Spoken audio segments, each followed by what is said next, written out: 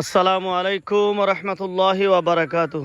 প্রিয় দর্শক শ্রোতাবিন্দু, আমরা রয়েছে আমাদের উত্তরসম গ্রামের পশ্চিম দিকে, যেটাকে আমরা বরাবরের মতনই পশ্চিম বন্ধ বা পশ্চিমের ধানের মাঠ বা ধান ক্ষেত বলে থাকি।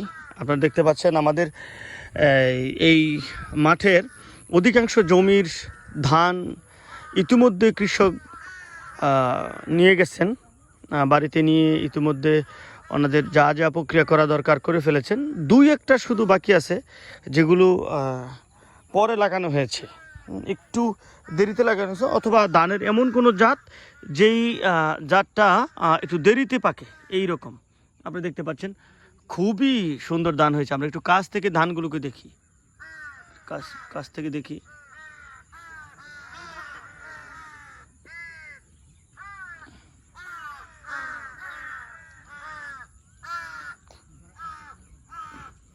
আপনারা দেখলেন কি সুন্দর দান হয়েছে। আলহামদুলিল্লাহ, আল্লাহর কত রহমত বরকত বান্দার জন্যে। আমরা উপরে আপনাদেরকে আরেকটা জিনিস দেখাচ্ছি।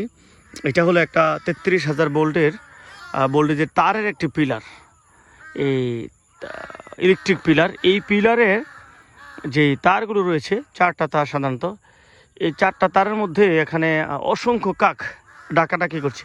এই জায়গাটাতে আমি খুব একেবারে ছোট থাকতেই, যখন থেকে আমার বুঝ হয়েছে যে আমি কিছু বুঝি, তখন থেকেই দেখছি যে এই জায়গাটা, এই তার গাছের এই জায়গাটাতে এসে আপনার অসংখ্য কাক এই গুদুলি লগ্নে এসে ডাকাডাকি করে।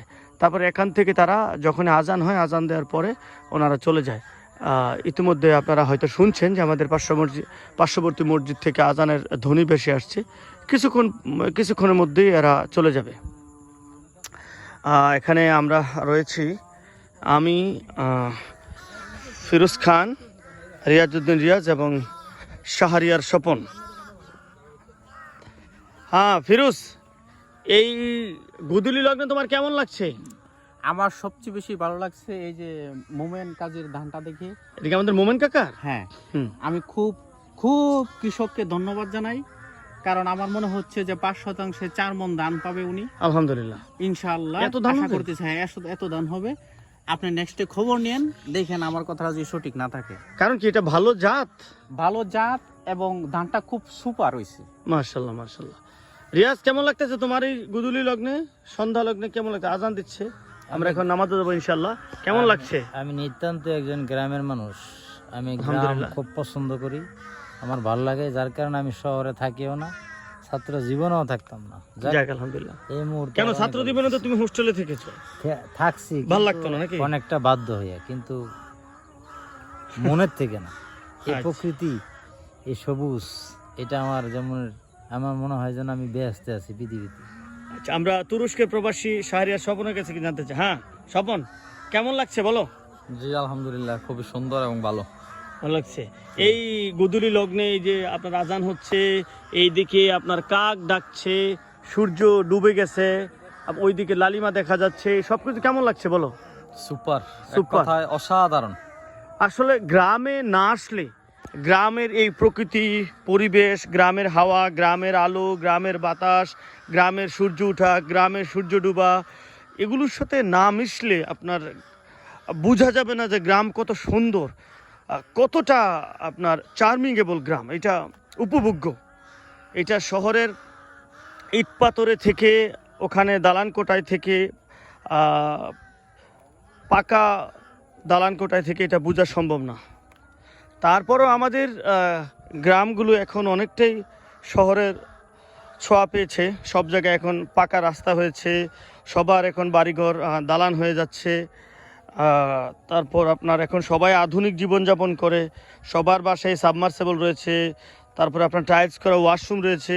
এখন গ্রামের ওই ইটা অনেকটা ফিল কমে যাচ্ছে। কিন্তু যখনই আমরা এরকম ধানের মাঠে আসি, ফসলের মাঠে আসি, তখন গ্রামকে অনুভব করা যায় অনেকটা। এই ধানটা নুয়ে পড়েছে না অনেকটা? অবহেলিত, কৃষক অবহেলিত, ধান অবহেলিত। আচ্ছা, এইটা তো অনেক আগেই কাটার উপযুক্ত হয়ে গেছে, কাটেনি কেন? আমরা অনেক কৃষককে দেখতে পাচ্ছি এখনও ওনারা কাজ করছেন, কেউ ধান নিয়ে আসছেন মাথায় করে, বোঝা নিয়ে আসছেন, কেউ ওনাদের খড়গুলো শুকানোর ব্যবস্থা করছেন, কেউ আপনার খড়গুলোকে একসাথে খড়ের গাদা বলি বা খড়ের আমরা বলি খড়ের মেউয়া, এরকম খড়ের পাড়া বা মেউয়া এরকমটা বলি, ওগুলো দিচ্ছেন। ঠিক আছে দর্শকবৃন্দ, আপনাদেরকে আমরা ধানের মাঠ দেখালাম। এটা হলো গাজীপুর জেলার কালীগঞ্জ উপজেলার উত্তরসুম গ্রামের পশ্চিম দিকের ধানের মাঠ। আসসালামু আলাইকুম রহমতুল্লাহি ওয়া বারাকাতুহু। দেখা হবে পরবর্তীতে অন্য কোনো ভিডিওতে।